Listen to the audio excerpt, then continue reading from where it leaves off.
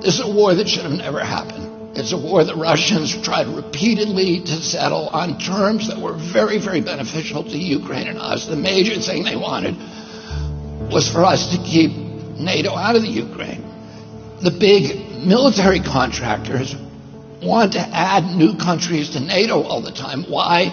Because then that country has to conform its military purchases to NATO weapon specifications, which means certain companies, Northrop Grumman, Raytheon, General Dynamics, Boeing, and Lockheed, get a trapped market. In March of 2022, we committed $113 billion.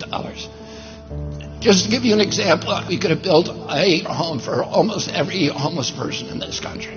We then committed another $24 billion since then, 2 months ago, and now President Biden is asking for another $60 billion. But the big expenses are going to come after the war, when we have to rebuild all the things that we destroyed.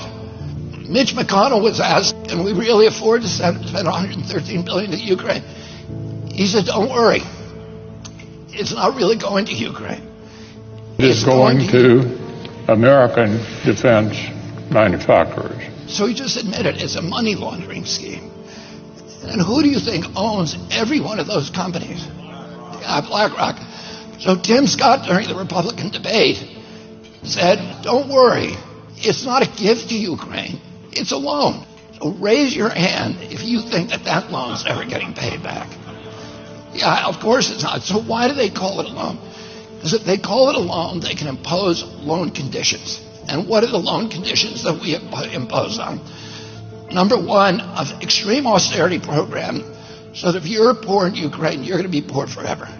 Number two, most important, Ukraine has to put all of its government-owned assets up for sale to multinational corporations, including all of its agricultural land, the biggest single asset in Europe.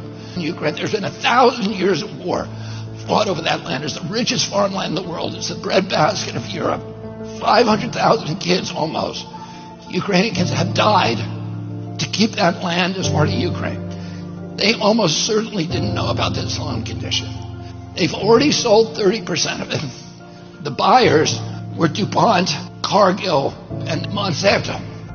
Who do you think owns all of those companies? Yeah, BlackRock. And then in December, President Biden gave out the contract to rebuild Ukraine. And who do you think got that contract? BlackRock. So they're doing this right in front of us. They don't even care that we know anymore, because they know that they can get away with it. And how do they know that? Because they have a strategy. And that strategy is an old strategy, which is they keep us at war with each other. They keep us hating on each other. They keep the Republicans and Democrats fighting each other, black against white, and all these divisions that they sow.